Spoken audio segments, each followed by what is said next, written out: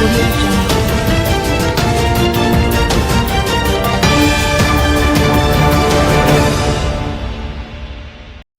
Senior citizen shot dead in Stony Hill robbery. A senior citizen, Carl Wizard, 65, was shot dead Wednesday night and his stepson injured during a robbery at a shop on Erie Castle Road in Stony Hill, St. Andrew. I don't know where to turn and what to do. 3 of us lived together and I came home and heard that one dead and one gone to hospital. It is not a good feeling to come and buck up in a diesel, stated Lucille Lewis, the common-law wife of Wizard. We live here for over 40 years, she told reporters, insisting that Wizard never deserved such a death. One female resident said, I couldn't believe it, and I don't feel like I'm coming back out here to drink again. He was a jovial person and a good man, and this was not supposed to happen. He was friendly and hardworking. It was a robbery. People were in the shop and had to run. I heard around 10 shots fired about 7:25 Wednesday night. Bronzeville. After enduring a season riddled with injuries and setbacks, newly crowned Olympic Games bronze medalist Rashid Broadbell believed that his strong faith in God was the guide force behind his success in the event after his resilient run inside Paris on Thursday. The road to the Olympic podium was anything but smooth for Broadbell, who faced numerous challenges throughout the season. Stubborn injuries threatened to derail his dreams, and setbacks in training left him questioning whether he would even make it into the Games. But through it all, he remained steadfast in his belief that God had a plan for him. My mentality is that there was a lot of praying. I trust God, I trust my coach, I trust my therapist, and I trust everyone around me that guided me here, Broadwell stated. I saw my dad just before I came here, and he brought me food and drink. I just came out here and fought. I fought 10 barriers. I fought to the line. I wanted to be in the top of the podium, but just being on the podium is a great feeling. Broadwell clocked a season best time of 13.09 seconds to secure the first Olympic medal of his career. The event was won by American Grant Holloway in 12.99 seconds. Holloway's teammate Daniel Roberts, who was credited with the same time as Broadbell, picked up the silver medal. It was also a day of redemption for 23-year-old Broadbell, who, given his talent, has promised much in the past without delivering on the biggest of stages. In 2022, he made it to the semifinals of the competition at the World Championships in Eugene, Oregon, and a year later, he fell in the heat of the event, also at the World Championships in Budapest, after entering the championship as the world leading in the event. Still, he did not allow those setbacks to add strain to his confidence, with the 2022 Commonwealth Games Championship stressing that his main aim coming into the Olympics was to win the gold medal. Broadwell joins the ranks of former champions Omar McLeod and Hansel Parchment as the only Jamaicans to have won medals in the event at an Olympic game.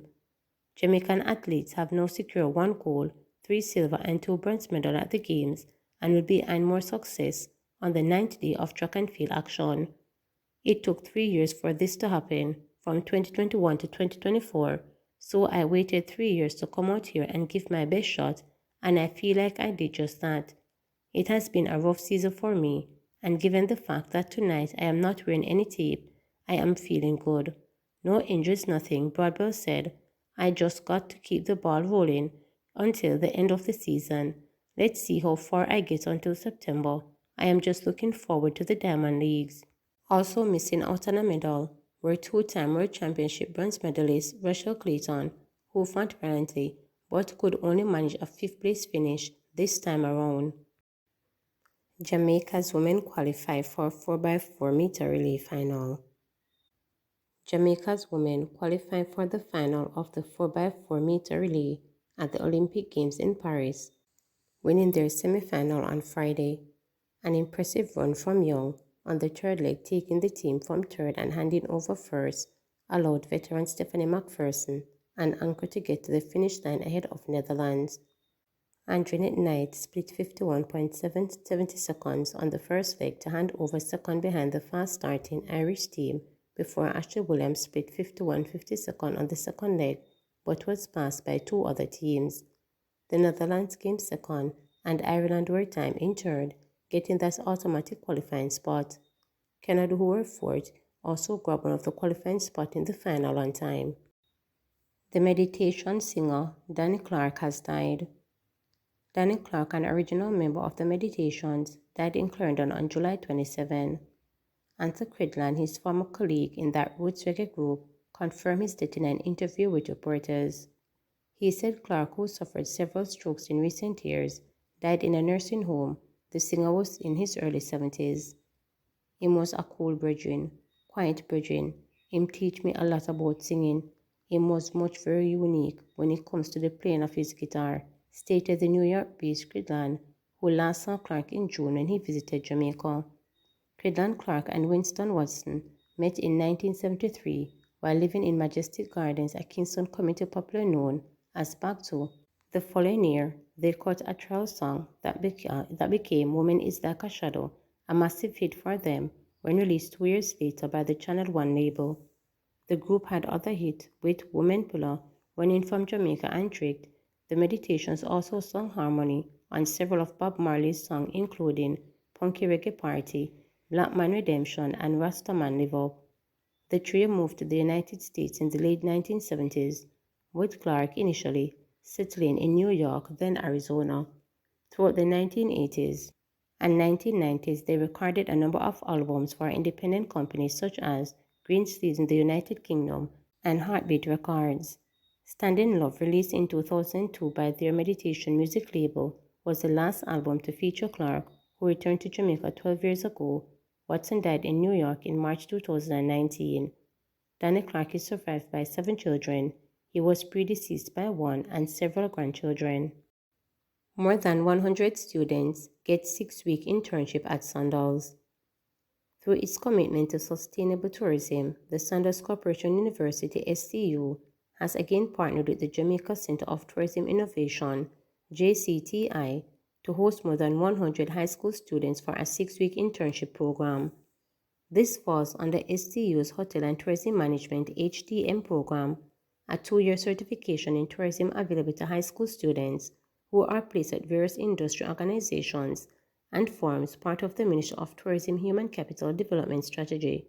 For this year, students from Newell, Nain from Technical and St. Elizabeth Technical High Schools were placed at Sandals South Coast in Westmoreland, while students from St. Mary, Arakabeso, Brownstone, Ferncourt, and Marcus Garvey Technical High Schools were placed at Sandals Ochi Beach Resort in St. Anne. Students from Anchovy, Greenpan, and Mushet High Schools were assigned to Sandals Montego Bay, the group's flagship resort in St. James.